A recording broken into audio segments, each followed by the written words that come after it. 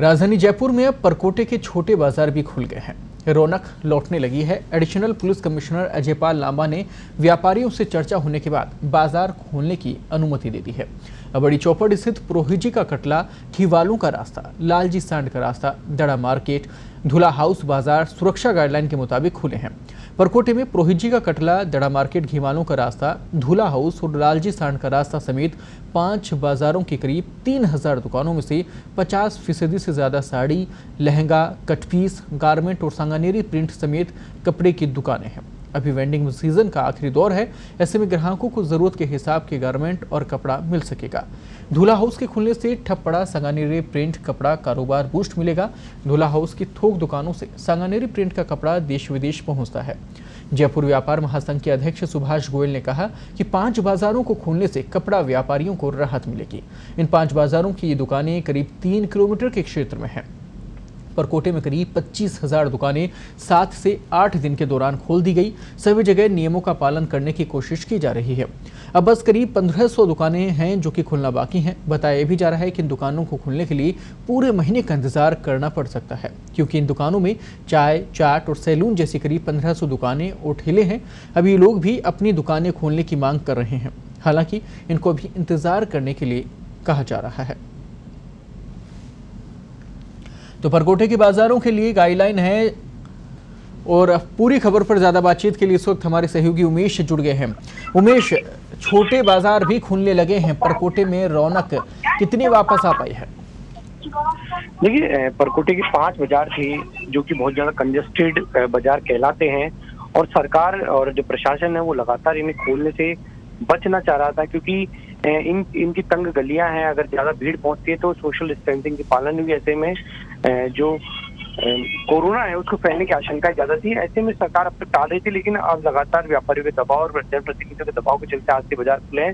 हालांकि अभी पहला दिन था और अभी तक जहाँ तक बात की जाए तो लोग खुद ही बाजारों में जाने से डर रहे हैं। कुछ जरूरी काम की वजह से बाजारों में निकल रहे। ये वजह है कि अभी तक फिलहाल बाजारों में वैसी रौनक नहीं मिल पाई है जिसकी जयपुर की वॉल सिटी जानी जाती थी।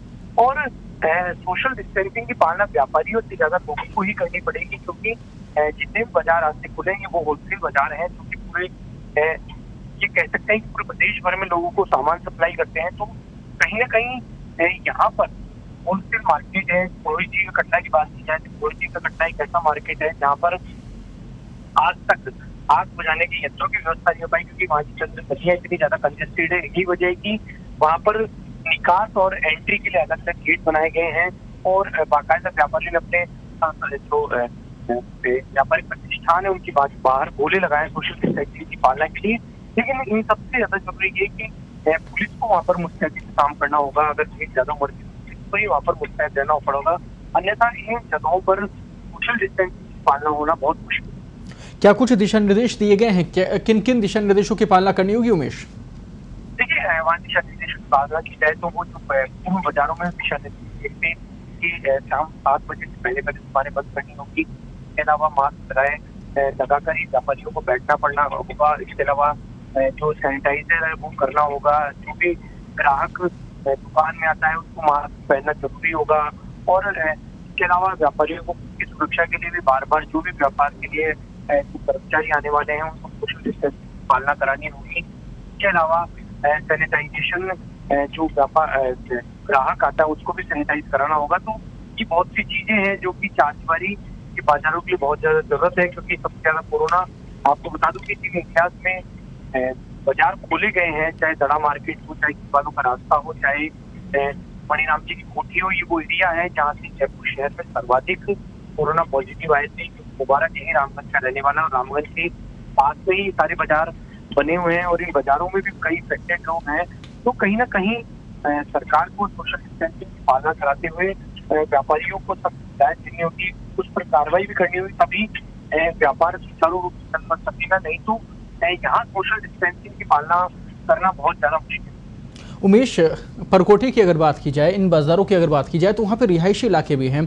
तो ऐसे में बहुत से लोग जो पहले लॉकडाउन की स्थिति नहीं थी, कोरोना वायरस की स्थिति नहीं थी, जब ये बाज़ार इन बाज़ारों में रौनक होती थी, तो वो जो रिहायशी इलाकों के जो लोग थे वो भी इन बाज़ारों में उनकी चहलकदमी लगातार बनी रहती थी। तो क्या अब वो व्यवस्था यहाँ पर की जा रही है कि ताकि जो रिहायशी निवास वाले जो लोग हैं वहाँ पर, जो घरों पर हैं इस वक्त, वो वहाँ पर ना पहुँचे, बेवजह जिसको कोई काम ना हो वो इन बाज़ारों में ना पहुँचे, इसके लिए क्या मॉनिटरिंग वहाँ पर इस वक्त नज़र आ रही है? देखिए, मैं आपको बताऊं, कोरोना की लोगों में एक दहशत है, उसकी वजह से लोग भी बाहर निकलने से बच रहे हैं। और जिन एरियाज में आज ये दुकानें बाजार खोले गए हैं, उन एरियाज के लोग वैसे भी बाहर जरूरी कामों से इन दिनों में निकल रहे थे। पुलिस की सख्ती भी बहुत ज्यादा थी।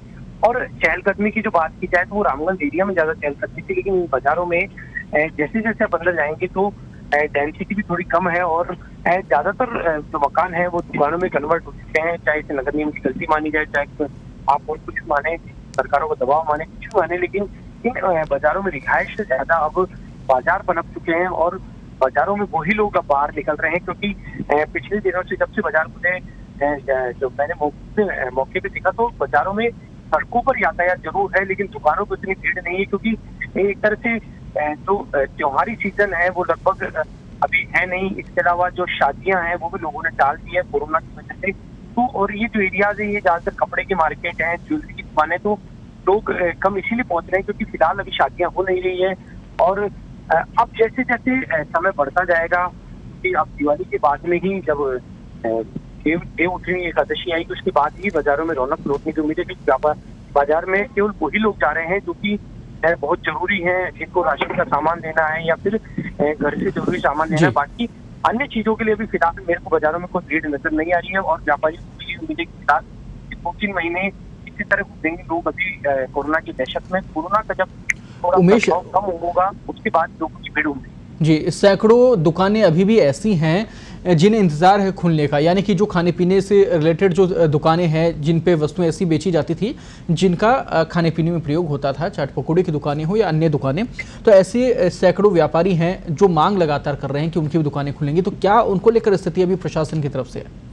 देखिए, अभी उनको लेकर कोई साफ नहीं है, क्योंकि आप जानते हैं कि खाने पीने की वस्तुओं से भी रहने का ज्यादा खतरा है। क्योंकि लोग आएंगे, हाथ लगाएंगे तो कहीं ना कहीं इस तरह की बातें सामने आती हैं। कहीं ना कहीं जो ये चाट पकौड़ी की दुकान है उनकी में समय लग सकता है। प्रशासन की ओर से इसको लेकर कोई दिशा निर्देश नहीं, लेकिन ये जरूर है जयपुर शहर में कई जगह पर कचौरी समोसे की दुकानें जरूर खुलने लगी। लेकिन अन्य चाट की दुकानों की बात की जाए तो फिलहाल वो बंद है और अभी उनको लेकर कोई दिशा निर्देश सरकार की ओर से जारी नहीं हुए हैं।